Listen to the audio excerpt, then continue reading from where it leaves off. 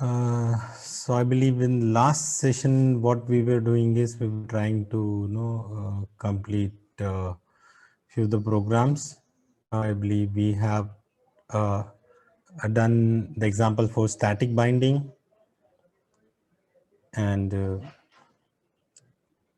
next thing is like we have seen how the dynamic bindings work, and we have seen we can have a parent as animal, and when the child is dog, I can do something like this. So in the runtime, it will be decided the object which is created, whether that is a dog, cat, lion, anything. And this data type can be of animal type. Okay, so I believe all these examples we have already seen. Instance of, I believe this instance of is what we have not seen, correct? Yep. Yes. So maybe, yeah, maybe this example can help us in understanding the instance of the real-time implication you will be seeing when you will be working with the API web services. That time, you will be having a POJOs where you wanted to map your JSON values, which is coming from RESTful services into your POJO, and ultimately you want to do certain operation on that. So in such scenarios, you want to check whether the object which I am rendering or you are doing some operation in that, whether that is instance of a particular class type or not. Because compile time you won't be getting error, but runtime you will get error. So that is the reason instead of avoiding the error at the runtime, we will be using instance of operator there.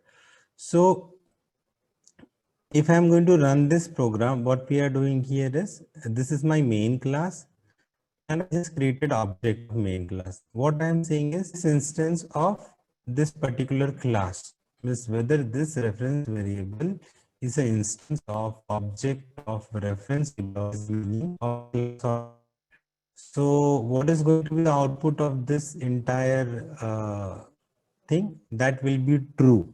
So always, most of the times you will be putting it in the if else condition kind of thing.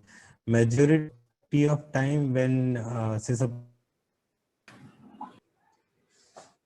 okay, now you're seeing the example on my screen, that is instance of C03 simple one.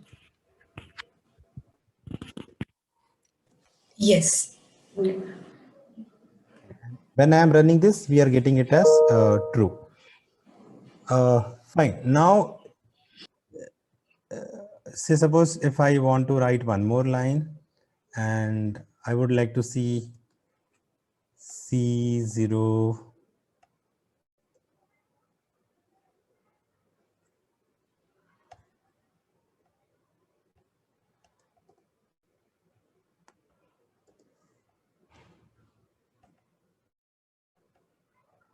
Can I get some option? C0 to animal. Let me see whether it can take that or not. Incompatible operandi. Yeah. So outside the class, if I'm trying to make anything, it is going to give me error, because see, I was trying to check it with this class, and that's not accessible.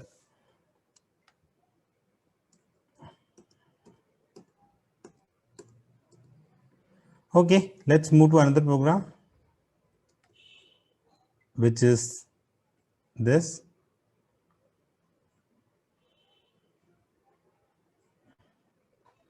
Yep. Now I'm having a class known as animal, that is your parent class, and you are having a child class as a dog. What I'm saying, whether D is instance of animal. So this dog is obviously been inherited from animals, so this can be instance of animal. If I am going to run it, still I am going to get it as true. Okay. Now what I am doing is, say suppose again in my main class, you instantiated object with a null value. So it is null. Now you want to check whether D is instance of this object or not. What is the instance? Instance is a object, correct? If I am going to run this program, you're seeing it is as false, because here in your previous program you have seen it is C, means this particular dog class, or before that also you have seen it is simple class, but here uh, here you are referring it to the null. That's why this is coming as false. Let's move to another program. Okay, now this is a classical example for downcasting. So in Java, you have seen upcasting is implicit.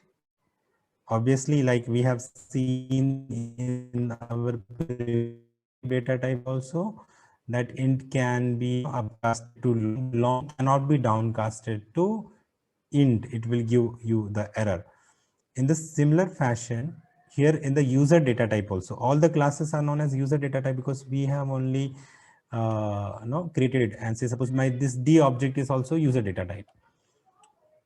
What I am doing here is, animal is the parent class, dog is child class, and in my main function, I created object of animal class, and at runtime it is going to be calling your dog class, and I'm going to call this method. So when this method m is going to be called, it is going to see that this D object, I'm saying D equal to, you are passing here A, means you passed A. Now the type of A is animal. So type is bigger, means type is of parent. So type means whatever in the left side you will assign. So type is of parent, which you are passing here. Now if you want to do D equal to A, if I do like this, D equal to A, see you are getting here error. Why? The value of local variable is not used, or type mismatch. So in this case, what explicitly I am doing is, I want to downcast this particular object, this particular type of object, which is of type animal, means of your parent class, because here I want to map it with D, or I want to assign the value to this instance. Correct? What is this instance? This is of dog instance, this is of animal instance. This is parent, this is child. So parent you want to downgrade it to child, or you want to downcast it to child. So this is the way of downcasting it in Java. And now if I'm going to run this operation, okay, downcasting performed. But whether I am entitled to do this or not, in your practical scenario, we are going to use this condition. This check we will putting whether the A which you are passing is instance of dog class or not. Yeah, if it is an instance of dog class, where we have seen this is an instance of dog class, then you come and perform operation, else we are not going to do downcasting, because if it is not there and we do downcasting at runtime, it is going to give us error. I hope that's clear. Let me move to next one. Yeah, one more example where we can use the instance of class. We already have a class A package. And this will be seeing later when we are going to talk about package. Since we are having a class already here in this program, I need to make it as A1, all A1s.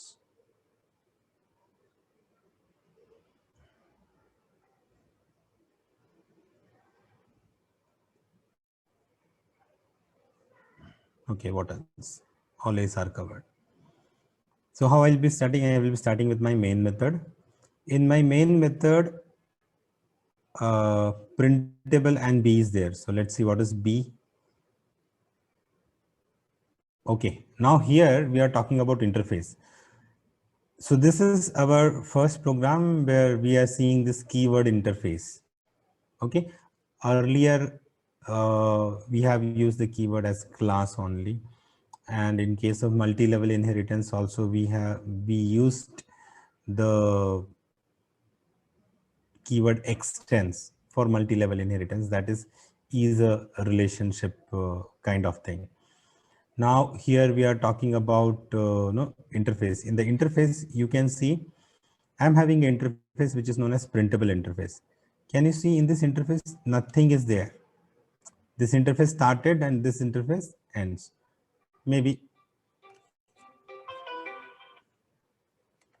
so this is a like marker interface in the sense, then when it is not having anything, it has to give some message to your JVM or something. So now I'm having two class A and class B. Class A implements printable, class B implements printable, and there is nothing which we are implementing here.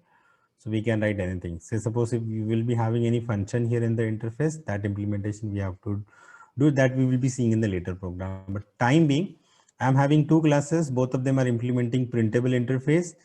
One is printing SOP method A and second is SOP method B, return type is null. Now I'm having another class, that is class called as call. So we are having 1, 2, 3 class. We are having one main class. So in this program, 4 class and one interface. Now from this call, I'm just creating a straightforward object, call C equal to new call, that I can do. Now C dot invoke of P. Now what I am sending here is, in this invoke method, I am sending this instance of B, which is of type printable. So it is coming here, and here I am passing a printable as P. Now it is going to check if P is instance of A1. Okay, it is going to downcast A1 of A equal to A, and A dot A it is going to call, that is this method is going to call, and method A will be printed. Second thing is, it is checking, okay, we know this is not instance of A1, this is instance of what? B. Getting my point? If I let me see where it goes. Now second condition, it is checking if P, which is of whose data type is, say suppose printable, is instance of B. Yeah, we know this condition is true. Correct, this condition is true.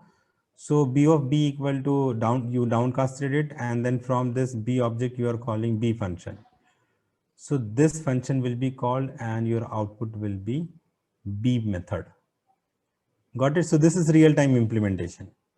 When you are having a multiple interfaces or a parent class, and then you want to see whether what is the instance of that, and when you're passing the value, this will be very helpful for us. Okay, let me run it and see. See, B got printed, this B, and the output of this particular condition was false. Let us move to another one. Now we are talking about abstract. So we have seen in our presentation, what is abstract, what is interface. Now, again, the new keyword has been introduced here in our program. Last program, it was interface, now it is abstract. Signature wise, syntax wise, any class, before any class, if I put the keyword abstract, that can be the abstract class. At least it should have an abstract function. So I can see abstract of void run, which means any method, if you want to declare that method as abstract, you can just put the keyword abstract before the function. If I want to put any variable as final, what we do? Along with other like string int and all those things, we will put the final keyword. Likewise for function also, or for class also, if you want to make them as abstract, function or class, just add this keyword abstract. Now this bike is kind of a parent class here, and this is my child class. Honda extends bike. Now when Honda extends bike, and say suppose if you won't write this method, see, you are getting the error. What error it is saying? The type Honda class must implement the interface abstract method bike, that is run, which means if you are having any abstract class and if you are extending any abstract class, so all the unimplemented method you have to implement in the child class. Got the point? If once again, if I remove this line, it is giving me error, which means your compiler is forcing you to implement void method inside your class Honda. So this is run method. Okay, what we have done, instance of Honda of type bike. When I am saying run, see here, when I am saying run, where my control is going, if I put like this run it is pointing. But in the runtime, when the dynamic binding is going to happen, that time it is going to call according to the instance of that particular object. And what is the instance? Instance is Honda. Okay.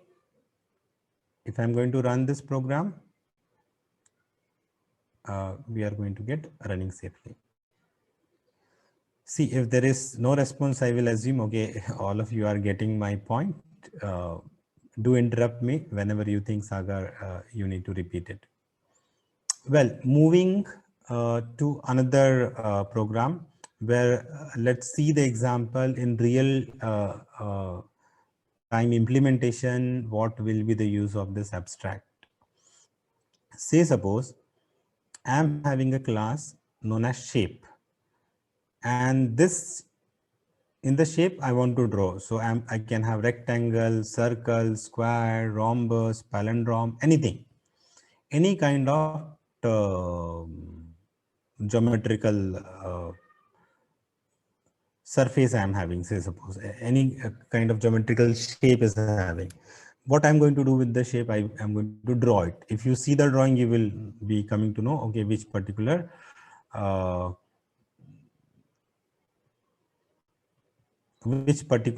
shape is that thing. So what we have done is both the child classes, which is rectangle and circle, is extending your parent class, that is shape, and this shape parent class is abstract, and this abstract class is having a unimplemented method that is known as draw, which is abstract method.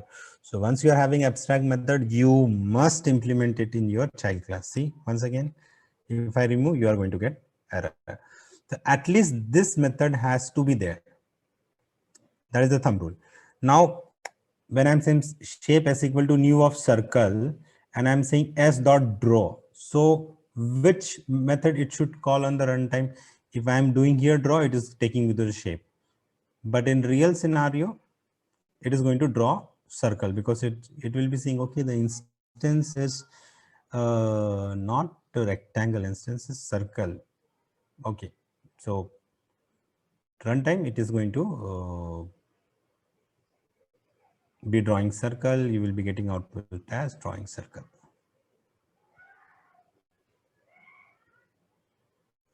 Okay, drawing circle.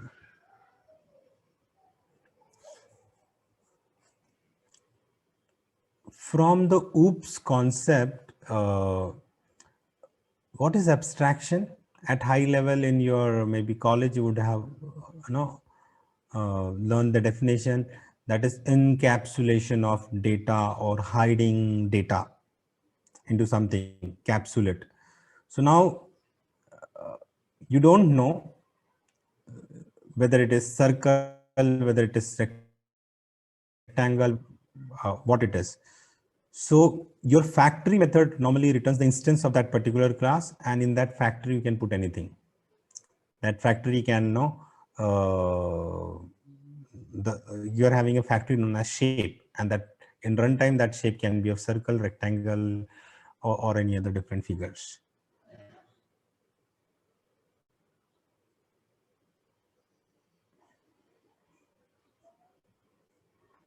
And when you guys will be doing designing, high level designing, and then when it comes to the low level designing, in the designing you don't know exactly what I'm going to implement, but you will be having a skeletons by using the abstracts and the interface, and then the developer can write in detail programming of, say, suppose 100, 200, 300 lines of code in any specific function. So in that places is going to be used.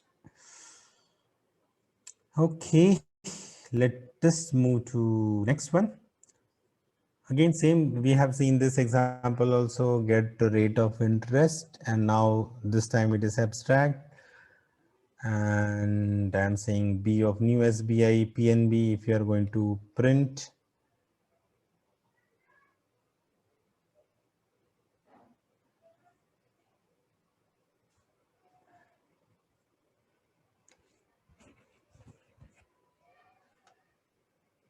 So you can see this B is of type bank, but when I say B dot get rate of interest, B dot get rate of interest, I don't know which bank, but runtime it is going to be decided. Okay, this is of instance SBI, this is of instance PNB. So corresponding to SBI, this rate of interest 7 is going to be called and going to be printed. And when the instance is PNB, that time for the same BB instance object, you will be getting an interest as 8. Okay, moving to next one. So we might be having a bike earlier. Let's say it as bike 1.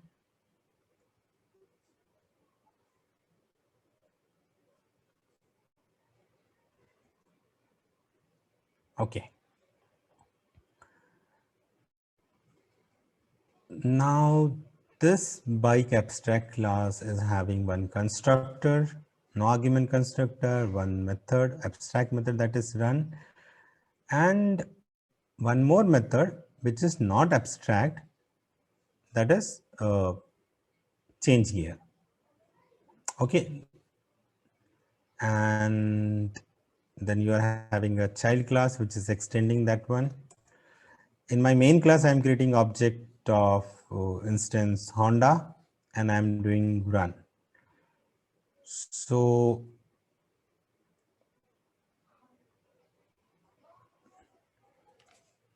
by seeing into this, what is going to be the output?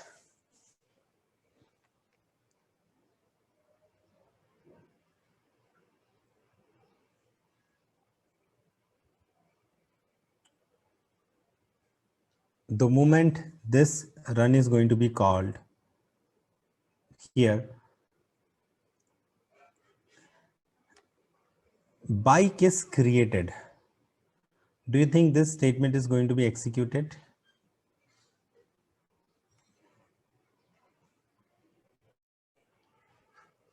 Bike is created,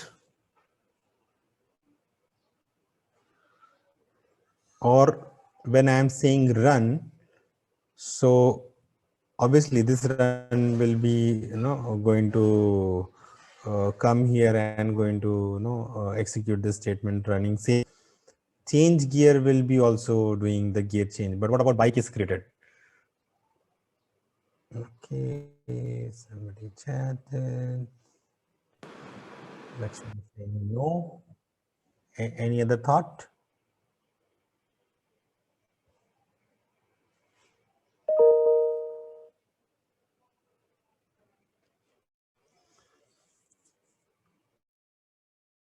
So Lakshmi said no, but why bike is created this printing then?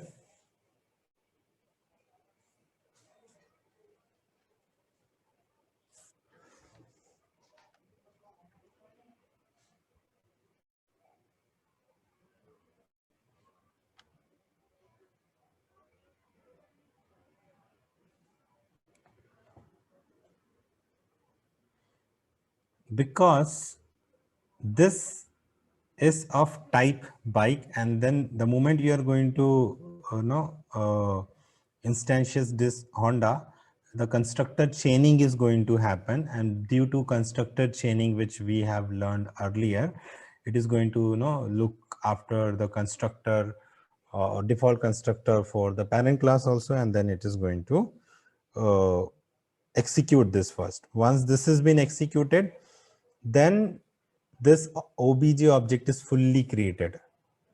Once this, because this obj object, what it will do, it will go and call this constructor, then it will go and call parent class constructor. Then because of that, you will be having super keyword. If you remember from our previous sessions, that super keyword compiler will be adding explicitly in your compile class, and then this line will be called, and then your object is ready. You will be saying run, running safely, and then change gear, gears got changed. The idea of this particular example was your abstract class can have data member and abstract method and method body and constructor also. Everything it can have. Even your abstract class can have main method also. Okay, which means, see, you can see constructor is also there in abstract class. You are having a method which is non-abstract methods. Everything you can have in your abstract class. But that won't be true. Sorry. Yeah. So if Honda class also has a constructor, you're saying that that would get executed first and then also the parent class constructor. Mm, Uh, let us do that yeah. on the,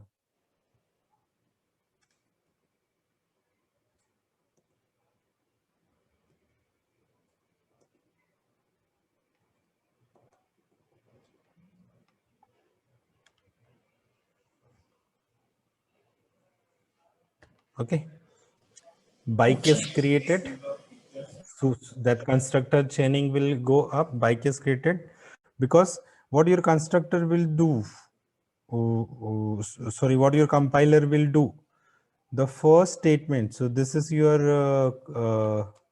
no argument constructor. So here, what this guy is going to do is he will be adding this word. Correct. Without you knowing, this is going to be added. Okay. Okay. When this is going to be added, where it will call. See, it is calling this constructor. If I say super here, your control is going there. So it will print bike is created, then it will, this statement will be executed, and then Honda is created. So we are not writing super, but our compiler is taking care of that. And that is how your multi-level inheritance is happening internally in Java. And that is the reason you can call this run method or all the methods, because you can access your parent class. Well, now moving to next one.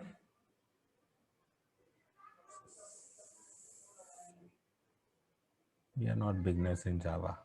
We can take this example. So interface, so we are having A1, let us make it as A2, A2. Where else? A2. Done. Oh, so we have B2, so we'll make it as B3. Done with B3. So in our main class, what I am going to do is, in my main class, I am creating an object of type A2, which is of interface type, and instance is of class M. We'll be seeing what this M will do. And with this, I am going to call ABCD functions. Let us see. So I'm having interface. In interface, all unimplemented method ABCD, which means if anybody is going to implement this, they have to have the real-time implementation of this methods ABCD. If not, then we'll see what will be the scenario. Now you are having class B, which is implementing A2, and since it is abstract class, because it is abstract class, it may or may not implement these things. Okay, so what your abstract class did, out of these many methods, it has implemented this method C. Implemented means in this body anything will come. For our understanding sake, we have just written here SOP statement, but here all your programming business logic is going to come. Now you are having class M, which is extending B3. So in this B3, say suppose in case this is not being implemented here, and indirectly this B3 is implementing A2, which means this M has to implement A, B, C, D, but A, B, and because C is implemented here, so remaining A, B, D, this class has to implement. Got it? And once again, if I remove any class, any function here, say suppose if B I don't want to implement, it is saying the type M must implement the inherited abstract method A2.B. All this method got inherited. This is inheritance. When this class got inherited and this class is implementing the interface, so in your child class, all the method has to be implemented in case your parent class is abstract class. That is the example, the meaning of it. The abstract class can also be used to provide some implementation of the interface. In such case, the end user may not be forced to override all method of the interface. Yeah, that is what I was explaining. So your abstract class was there. Out of 4 methods, when one of the method it has implemented, rest of the methods this end customer or end class can implement. If I'm going to run it, let's see what we are going to get. It will be simple. I am A, B, C, and D. A, B, C, and D. Yeah. Okay. Next one. 34% battery will change in some time. So printable interface already we implemented somewhere. And that was, that printable interface was not having anything. It was blank. Let us make this as 1. Okay. Now in my main class, we are having object of main class, which is printing this. And my main class is implementing printable interface.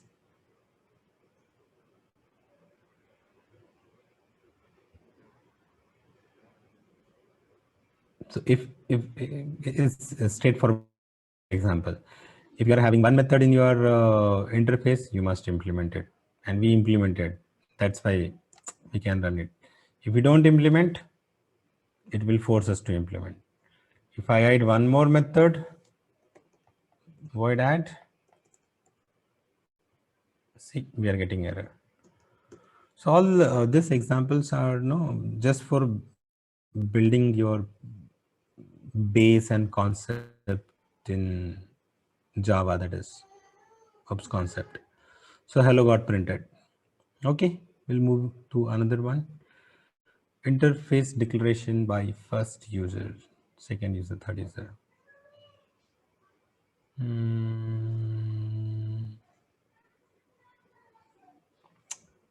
Yeah, same thing. Similar example we have seen already. You are having a drawable interface, which means the interface can draw, but what you are going to draw, runtime it will decide whether you are going to draw a circle or rectangle or whatsoever. We have seen the instance is what circle. So when you will be saying draw, this drawing circle is going to be printed. A similar example we already completed, so not required.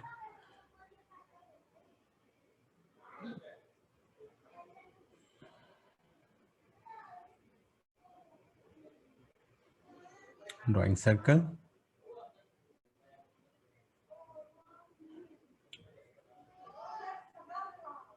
So this similar kind of thing you would be seeing in multi-level inheritance also. When you are having this method, we used to override. In runtime, it used to be decided which method got overridden. Correct? That time instead of implement, we used to have an extend keyword. But the difference in multi-level inheritance was this method was also implemented. And then you used to override the same method in your child classes. But this is not parent and child relationship. Okay. Yep. Similar example. Bank method is there. Now rate of interest. Similar example we have seen in multi-level inheritance where the default rate of interest was 5% and different bank was giving some other rate of interest. So already we had this. If you want to run it, I can run.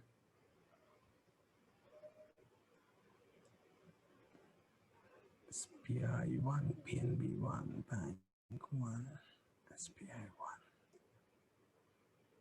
Yep. So what should be the output for SBI?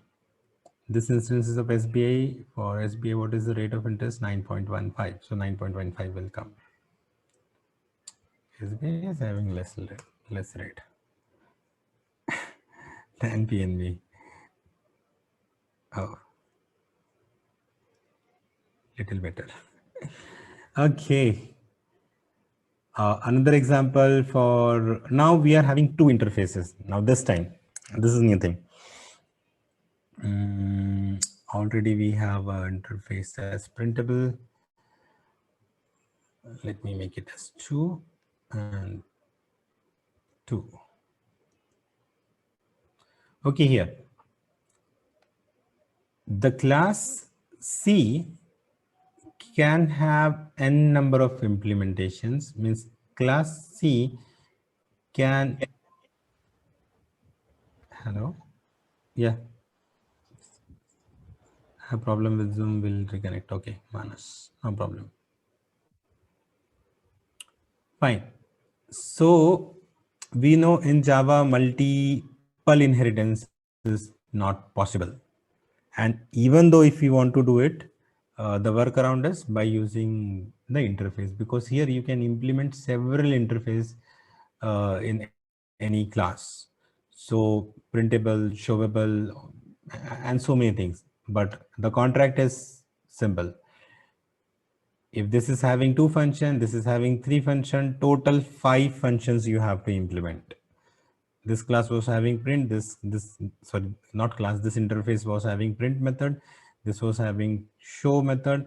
So in your class, the class which is implementing these 2 interfaces, they have to implement those 2 methods. So when you say object.show, object.print, hello and welcome is going to be called.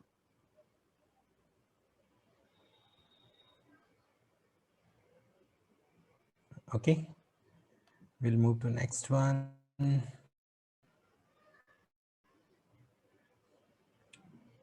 Printable, showable. Okay, now here it is with extend keyword. Showable one.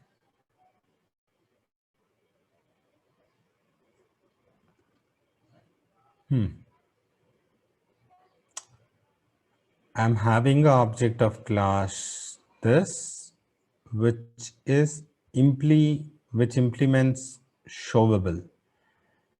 Okay, my main class just implements showable. So in this example, can I do something like this? Can I remove this? See, still I am not able to do. What it is saying is, boss, you are implementing showable interface. That's fine. But this interface is extending in turn printable interface, which means whatever is there in extends, or if you say it as a parent interface, say suppose, so whatever is there in the parent interface also, this print also you have to implement. Got the point? Because this printable is the parent. Extend means this is a parent class, this is child, this is a parent interface, this is child interface. In your parent interface, method is not implemented, but in your class you want to implement the showable, which means you have to implement the all methods from printable also. That was the meaning of this program. If I am going to run, it will be just showing me hello and welcome. So nothing fancy in running this hello welcome. There's a concept which we need to understand is this. Okay, moving to next one. Java 8 default method in interface. So from Java 8 till Java JDK 1.7, you are not having default method in interface. But then after 8, you are having default method which got introduced in JDK 8. JDK 9, JDK 10 is also good, but when you jump from JDK Java 8 to Java 11, there you will be seeing a lot more changes.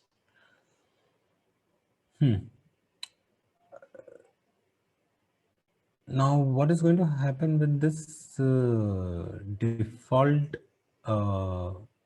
method? The problem with interface was till Java 1.7, everyone was saying, hey, boss, all unimplemented method you are having is just the skeleton of the functions which you will be having. But still in my interface, I want something to give a message that, okay, it's there, what is. So they introduced this method known as default method, and the keyword is default. So this is one new keyword which we are seeing here. Again, let me say 3,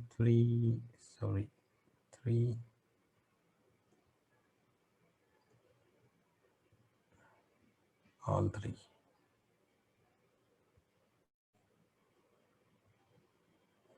So drawing rectangle messages default method.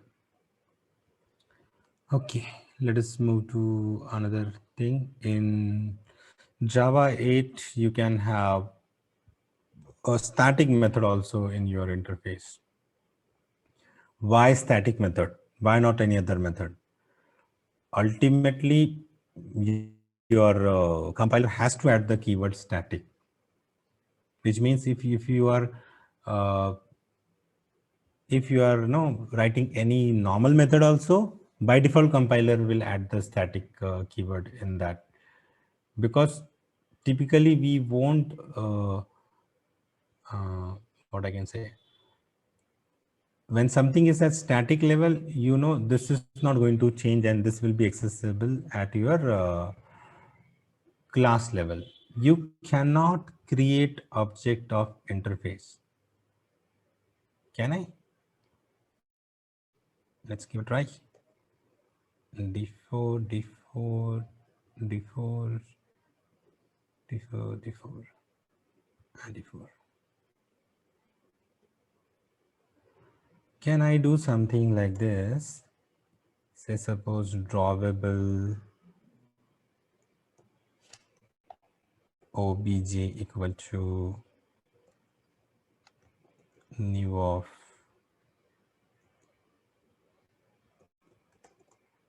is Java allowing you to create object of interface cannot instantiate the type drawable 4. So whether it's a Java 8, Java 10, Java 11, I don't know, but we cannot create object of interface. What you will be doing after creating object of interface? Nothing. So since you cannot create the object of interface, how you are going to access the method inside interface? If it is static, directly you can call.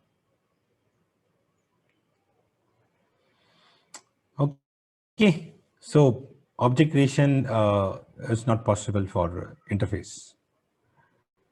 Secondly, in this my main method, let's see here. So now we are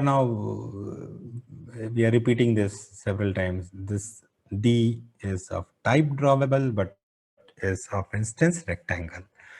The moment I say draw, it is taking me to interface, which means what this is going to be dynamic binding or a runtime thing. Now draw is there. What is there inside draw? Nothing. Where is the implementation method? SOP of drawing rectangle. Then drawing rectangle should print. Now you are seeing SOP of drawable dot cube of 3. I can pass it.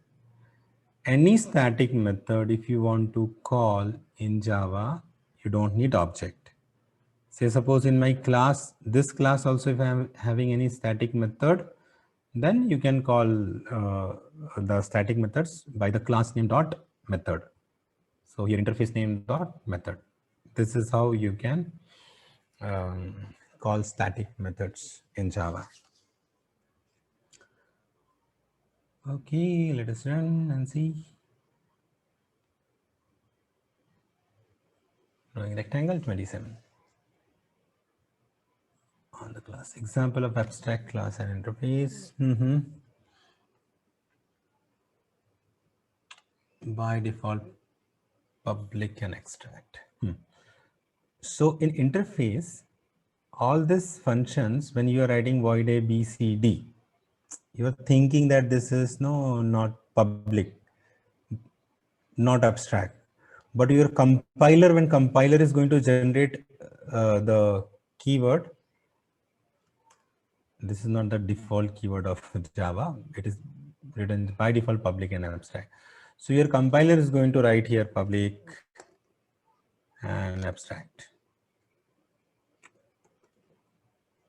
If you are not writing, and obviously we don't want to write every time public extract, public abstract, abstract. We know abstract means someone has to implement it. That's well understood. That's why the keyword interface is there.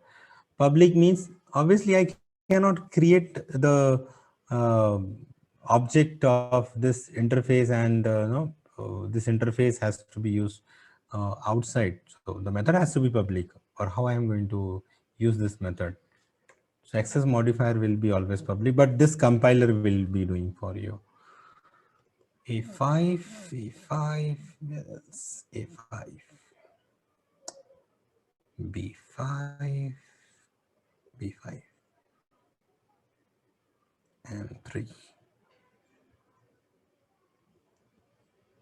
Done.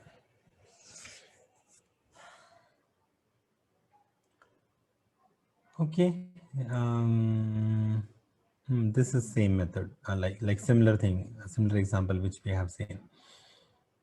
You are having a class which is extending an abstract class which is implementing an interface. So in your abstract class, you have seen that the C got implemented. So in this class, you need to implement A, B. You can do C also. Can I do C? Can I copy like this?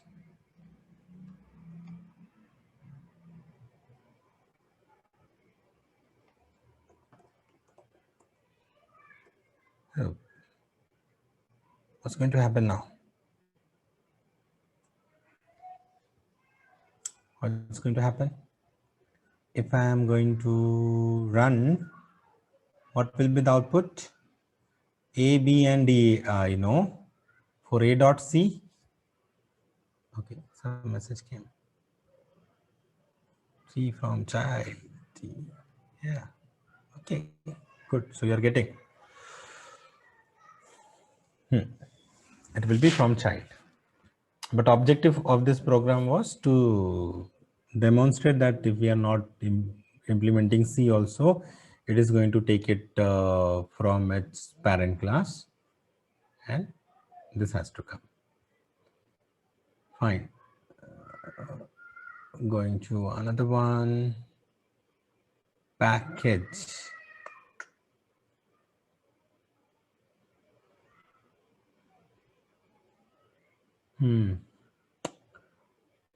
For package, why package is important? Let's see.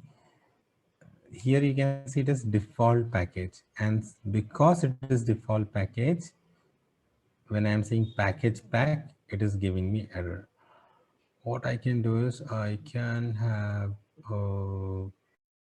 package as pack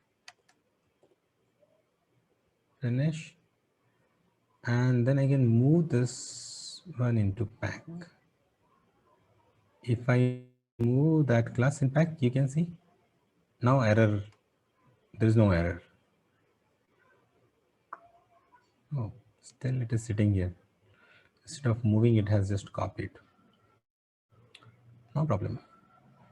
So I don't need Java class here. If it's copied a.java, it's good. So and you have seen when it was in different package, I can have the same class name also, and there are different access level modifiers which will be having different access in the package that we'll be seeing. This is my pack,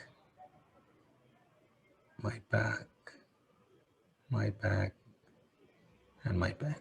Okay, so 4 examples of my pack. Let's create one more package. Right click on my pack, package, and my pack. Okay, and you're getting error on all this force. Let me try to move it in the my pack. Yep, I am seeing here. I will remove it from here. I don't need delete. Okay, now let's see. The simple class public A public void message. Can I run this? Not possible. Why? Because we don't have main method here. So this is just a class. In this class, if I just simply run it, the output should be welcome to package. If you are using this ID, I am right clicking and it is just compiling. But when you are using it in plain, like if you are not using ID, that time for executing this Java C command, you need to go to the directory and then the file name. Going to the directory is important, means going inside this package is important, giving this path is important, else it is not going to it's not going to get the file where it is. Always it will be looking into the default package. So if you want to compile Java C D dot, when you do -d, it will go and it will switch the specific package, and when you want to run it, you will say Java of mypack.simple. If you are having multiple packages in your real-time program, you would be seeing, if this is PowerSchool, then you will be, say the company name is www.powerschool.com and your project name is, say suppose project name is edu/edu, something is there. So when you are going to define package, it will be edu.com.powerschool in the reverse way it will be. So the main package will be containing everything. Then you will be having sub packages and all in any project directory. So packages are very important in the sense it will keep your program in more structured way, in your project in more structured way in terms of developing coding, and you can have a similar class name in your project. If they are in the different package, your compiler is not going to confuse, it's not going to give you error. Say suppose I am having a here, and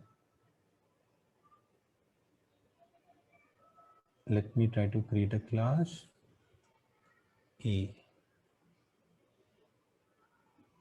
public static void main, finish.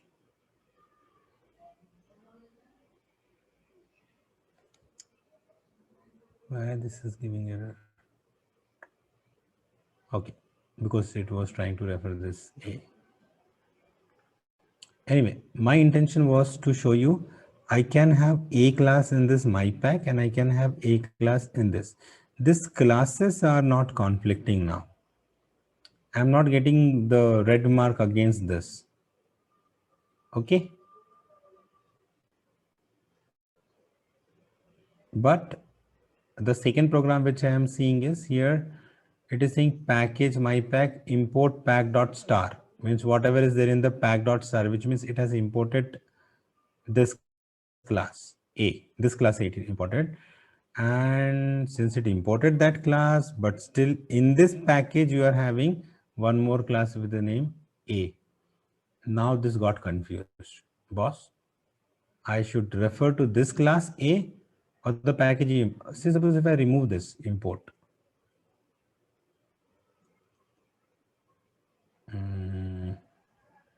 still since it got compiled,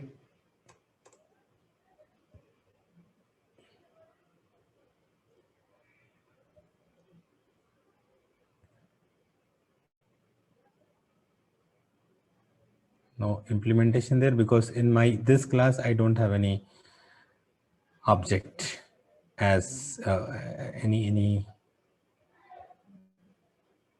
function with the name as message. Okay, removing this class, it was just for showing you that I can have two classes there. Well, now once I deleted that, that problem got solved. And when I say, what happens if I am not going to import here? See, if I am not going to import the package in this mypack, this is our second example. This main class is not getting the class A. Why it is not getting the class A? Because it is outside the package. Your compiler don't know where it is. Inside this mypack, it can see only 4 classes, no other class. So you have to import it. When you say import dot star, say suppose here in your package, if you are having 10 files, all those files it will import. But if you want to say import.a, it will import a also explicitly. So when you are aware that till Java 7 at least, if you are using less than Java 7, then specify your class or interface or method, whatever classes actually which you want to import. You don't want to import everything from the package which is not necessary. From Java 8 onwards, you need not to bother about. Java 8 is sufficient and it will take care of that memory management and all. Okay, if I do this, if I'm going to run, hello is not written here, hello is written here. It is printed. So for package second example also we have created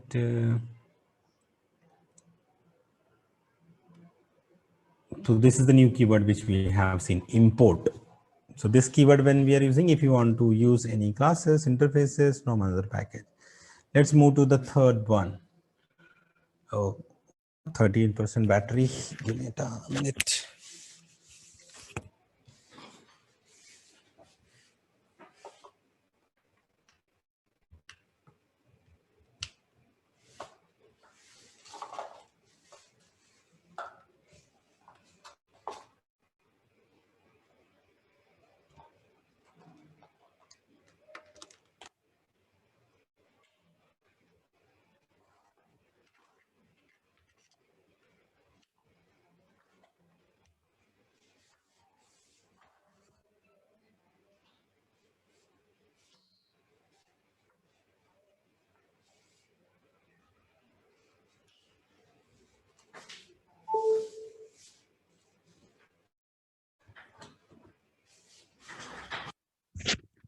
Okay, I'm back.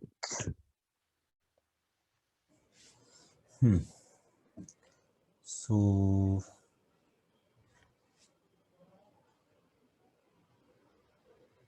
yeah, and this was the example. If you say explicitly A, then only that class got imported. And if there is a B class in the same package, I cannot access B class. Last example is using fully qualified name. Yeah, you can use fully qualified name, which means I am not importing anything, means I'm not importing the package. If I want to refer like this, also, the symbol of that package is coming, I can do like this also. But generally, we don't used to do like this in the programming as a best practices. Usually, we will import the package. We won't be using this fully qualified name, except for some for rare cases. Fine. So that was all we are having today from programming perspective. Maybe I can take you to the topics which we see next time. Next time we can see the access modifier, because now you have seen the packages. Access modifier, what is encapsulation, object class, object cloning, Java array, wrapper class is very important concept, recursion, and call by value. Call by value and call by reference, you might have heard in C or C++. So call by value here in Java. Let me quickly run the slides in less time. Okay. So there are two kinds of modifier in Java, access modifier and non-access modifier. The word access means is whether you can access that thing or not. Here we can say it as scope also. The scope of any method or member or constructor or class, against them this will be used. So access modifier, we are having four types of access modifier: private, protected, and public is there. There is one thing known as default. Public, public, that's very simple. Anyone can access. Private, within the class only. Default and protected is something which we need to look after. That we'll be seeing from this table. Apart from this access modifier, we are having non-access modifier, like static. We have seen static. That the static, your object is not able to access again. That's why it's a modifier. So statics, abstract, synchronized. Some restriction is there. Abstracts also some restriction is there. Synchronized, some restriction you will be getting. Like at one time only your control will be in one synchronized block or method. Native, volatile, transient. All these are non-access modifier. Now, broad difference if you want to see in private, default, protected, and public. Private method, all these four access modifier you can access within the class, same class. But private method, you cannot access within the same package or outside subclass, anything, which means private is only restricted to your current class. If I talk about default means in the class, means everything is in the class, so I won't be taking class. In package, yeah, if you are having something as default within that package, you can use, but not outside package of the subclass, means by the subclass, or not outside the package. Public, you can see y everywhere. Public, same class, outside class, subclass, everything. Protected is something which means it has been protected from the outside world, outside package, but your child class can access it. Okay. So outside package also, only your child class can access. That's why it is protected. It is protected from everybody else. Means you are having a car, you love your car very much. You will protect from your neighbor, but your kid is there, grown up, 18 years old, going to college. Dad, give me key. You'll give it. You cannot protect from your own child. Okay, so that is somehow you can remember if you want. Fine. So definition is clear. Encapsulation is wrapping code, data together in single unit. And we have seen, like we might have heard this definition many times. Best example is Java Bean class. And Java Bean classes are fully capsulated. And the Java name itself is coming from the coffee bean and all that. I believe that long story you might be heard about. But what we will do typically is, whenever I will be creating a student object, employee object in real-time scenarios, we will be generating a getters and setter method. I will be showing you when we'll be doing program. So what is this? Get name, set name, get name, set name, get address, set address. So this getters and setters will be there so that you can make your class either read only or write only. It will provide you control over the data, and no, you can write your logic in the setter methods. So encapsulation typically we will be doing in Java by creating a beans of the class. Say suppose the student is an object. Now in student, I want to set the name. Earlier, what we used to do is, I used to do normally, say suppose student name equal to name. So s dot student, s dot name is equal to Vijay, something like we used to do. But when it comes to the best programming practice, always have a getter setters, and let the getters and setters do the job on your behalf. If you want to set the name, call this function. If you want to get the name, call this function. Fine. Object class. Yeah, this is very important. So object, I'm not talking about object. Okay. Understand here. I'm not talking about object, or I'm not talking about class. That object and class concept we have already learned in our like last to last session. I'm talking about class here, and the name of that class is object. And this object class in Java is the parent class of all the objects, sorry, all the classes, which means when the constructor chaining is going to happen, when you will be saying extend, extend, extend, extend, and when your extend ends, and explicitly you are not doing extend, your compiler will by default extend it to the object class. It is the topmost class of Java, and it is beneficial if you want to refer object whose type you don't know. This is the real-time implementation of object class. I don't know what is going to be the type of that. And I don't know, which means I cannot figure it out the instance of, I cannot do the casting, and I want to define something. So I can define that instance as of the object class instance.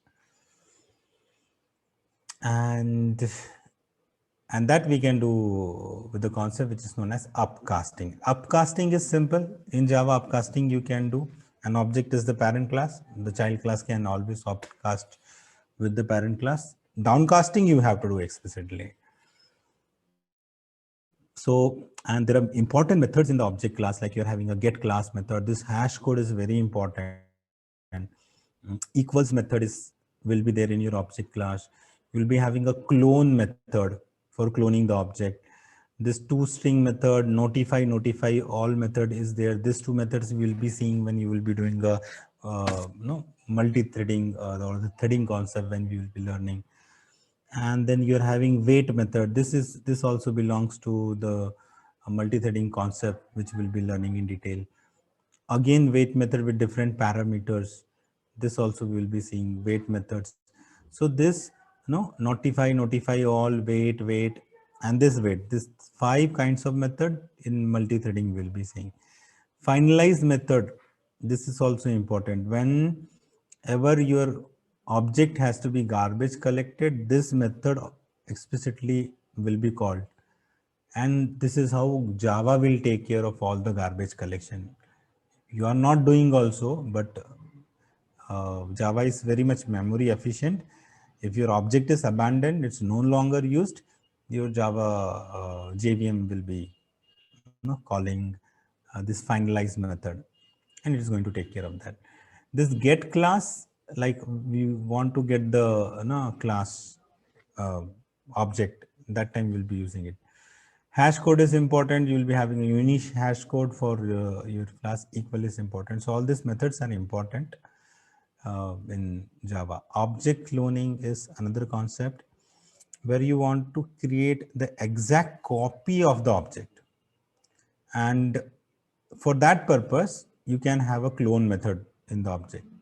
How to use it? And again, this is a protected method, which means your child can use object clone, throws clone not supported exceptions. We will be seeing in detail exception handling. That time you need to worry about this throw keyword or this thing. At this moment, you can ignore. If you don't understand also, that's fine. We'll be seeing it later. So this clone method will be using clonable interface in Java. Okay. And in this clonable interface, you will be having clone method, which you have to implement because interface is there. And if you are using, you have to implement it in the class. So what this clone method do is, this will save some extra processing task for creating exact copy of object, because sometimes you want to create object in real scenario. That time, this is a predefined like method here. Okay, just implement that method, and you can use the new keyword also. But this, whenever this new keyword, whenever you see this new keyword, this will always allocate memory. This is costly operation.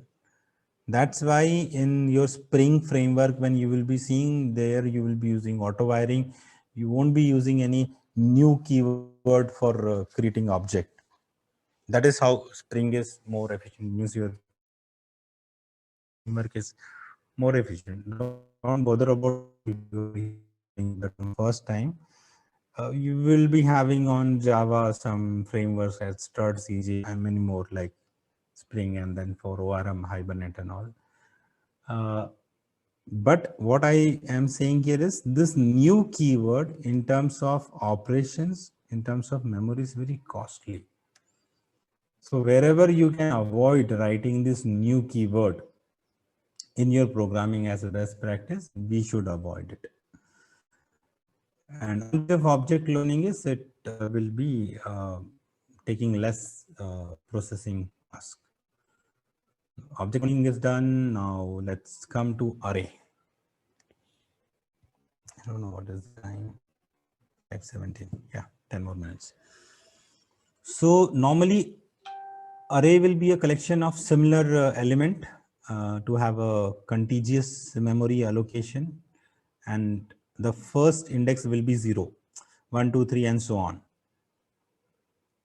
The element in the first place or the 0th index, if I want to access, I will be doing it as array of 0. 0 means the first element. Okay, always remember. And array is one of the data structure. Maybe in your college, you might have learned about data structure and algorithm.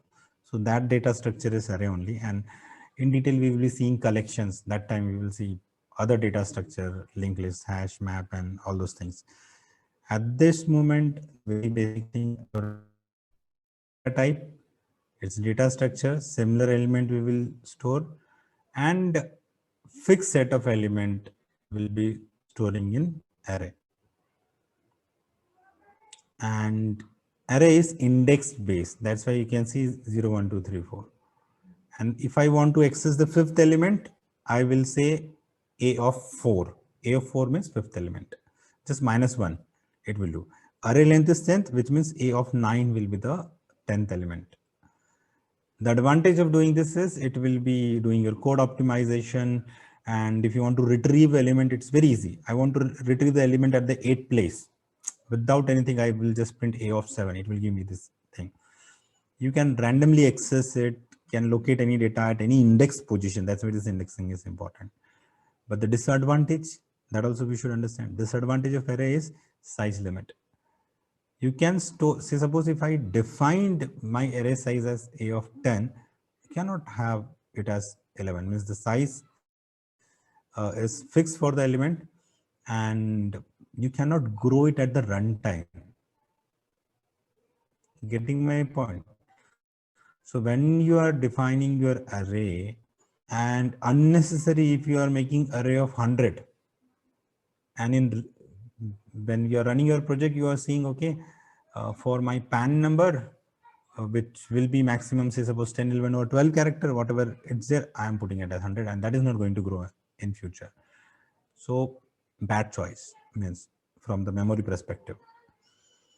And to solve this program, we are having collection framework that we will be seeing in detail. But the syntax for array is data type, whatever data type. Data type is int, string, you can have that. And AAR means nothing. It can be anything, X, Y, A, B, C. But this brackets you are seeing, these brackets are important. These brackets you can put after, you can put before, or you can put after data type and one space also. All these things are fine. Preferably this third is what we will be doing majority of time. Like string arguments you are seeing in our main method, that also we used to do like this. Java array is fine. Then you are having wrapper class, very important concept. Once again, why we are using wrapper class? Because you are having this Boolean primitive data type. If you want to do certain operations which are not possible in primitive data type, and you are dealing with objects, you are having user defined objects, and then you want to do certain operations on those primitive data types, it's not compatible. Making it more compatible, what we will do, we will convert these primitive objects into wrapper class. So for Boolean, this B capital, this class is there, character class, byte class, short, integer, long, float, and double. All these are wrapper classes, and very frequently we will be using it. So after JDK 5, auto boxing, unboxing feature is used for converting primitive object, primitive type into object, and object into primitive type automatically. So auto boxing and unboxing is a concept where automatic conversion is going to take care. In example, we will be seeing how it is. These 8 classes are there. So corresponding to 8 primitive types, you are having 8 wrapper classes. So mainly this 8 wrapper classes which Java is having. If you want, you can create your own wrapper classes as well. And the last slide is about call by value. I believe you would be knowing the difference in between call by reference or call by value. Java only supports call by value, not call by reference. if we call a method by passing a value, it's known as call by value. And the changes being done in the call method is not affected in the calling method. I believe C or C++ something has supports call by reference also. So if you will be having call by reference and the reference got modified, not good programming. We will be having several anomalies later. So Java always supports call by value. Call by value means in this example C suppose, and obviously we'll be seeing in our Eclipse also. But here I'm having object as operation. What this operation is doing? It is changing the data 100 and adding it by 100, whatever value you are passing. So this is one thing where you want to change the local variable, and in this example we'll be seeing where you want to change the instance variable. This data is there and the data which you passed here is a local variable, but this data is an instance variable. If I want to access this, I will be accessing it what? Object dot the name of that. This OP is what I'm passing the object. Okay, so this is how I will be passing the object. We'll be seeing this in the program. We'll be having a better understanding. I believe that thing we can take in our next session. Last 5 minutes, any doubt? Any feedback which you want to share? No, we are good. So